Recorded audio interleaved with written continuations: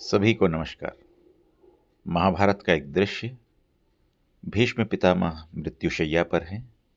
वासुदेव कृष्ण उनके बगल में खड़े हुए हैं। उन दोनों के बीच जो वार्तालाप है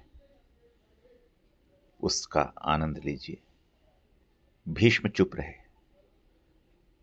कुछ क्षण बाद बोले, पुत्र युधिष्ठिर का राज्याभिषेक करा चुके हो केशव, उनका ध्यान रखना।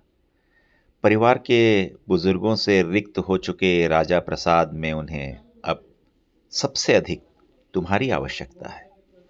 कृष्ण चुप रहे। भीष्म ने पुनः कहा, कुछ पूछूं केशव? बड़े अच्छे समय पे आए हो। संभवतः धरा छोड़ने के पूर्व मेरे अनेक भ्रम समाप्त हो जाएं।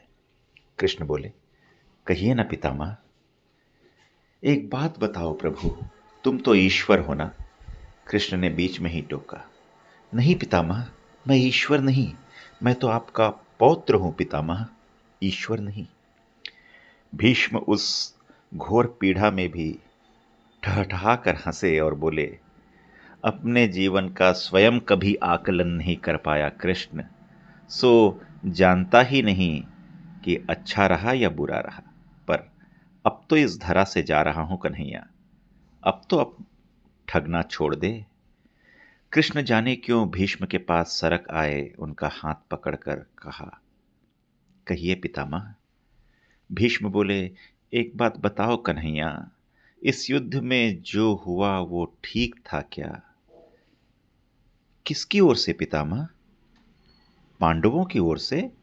कौरवों के कृत्यों पर चर्चा का तो अब कोई अर्थ ही नहीं कन्हैया। पर क्या पांडवों की ओर से जो हुआ वो सही था? आचार्य द्रोण का वध, दुर्योधन की जंघा के नीचे प्रहार, दुशासन की छाती का चीरा जाना, जयद्रथ और द्रोणाचार्य के साथ हुआ छल, निहत्थे कर्ण का वध, सब ठीक था क्या? यह सब उचित था क्या? इसका उत्तर मैं कैसे दे सकता हूं पितामह? इसका उत्तर तो उन्हें देना चाहिए जिन्होंने यह किया। उत्तर दे दुर्योधन, दुशासन का वध करने वाले भीम।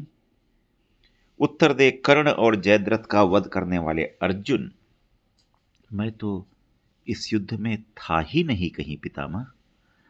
अभी भी छलना नहीं छोड़ोगे कृष्ण? अरे विश्व भले कहता रहे कि भारत के इस महाभारत में अर्जुन और भीम ने जीता है, पर मैं जानता हूं कन्हैया कि यह तुम्हारी और केवल तुम्हारी विजय है। मैं तो उत्तर तुम्ही से ही न पूछूंगा कृष्ण। तो सुनिए पितामह, कुछ बुरा नहीं हुआ, कुछ अनैतिक नहीं हुआ, वही हुआ जो होना चाहिए था। यह तुम कह रहे हो कृष्ण? मर्यादा पुरुषोत्तम राम का अवतार कृष्ण कह रहा है यह छल तो किसी युग में तुम्हारे सनातन संस्कारों का अंग नहीं रहा, फिर भी उचित कैसे रह गया? इतिहास से शिक्षा ली जाती है पितामह, पर निर्णय वर्तमान की परिस्थितियों के आधार पर लेना पड़ता है। हर युग अपने तर्कों और अपनी आवश्यकता के आधार पर अपना नायक चुनता है पितामह। राम त्रेता युग के नायक थे, मेरे भाग में तो द्वापर युग आया है। हम दोनों का निर्णय एक सा हो ही नहीं सकता पितामह। क्या भविष्य तुम्हारे इन छलों का अनुसरण नहीं करेगा कृष्ण? और यदि करेगा तो क्या यह उचित होगा? भविष्य तो इससे भी अधिक नकारात्मक रहा है पितामह। कलयुग में तो इतने से भी काम नहीं चलेगा। वहां मनुष्यों को कृष्ण से भी अधिक कठोर होना होगा, नहीं तो धर्म समाप्त हो जाएगा।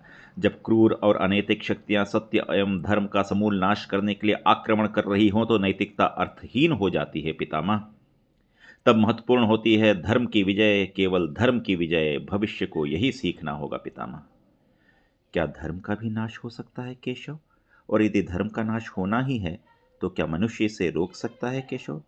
सब कुछ ईश्वर के भरोसे छोड़कर बैठना भी तो मूर्खता है पितामह।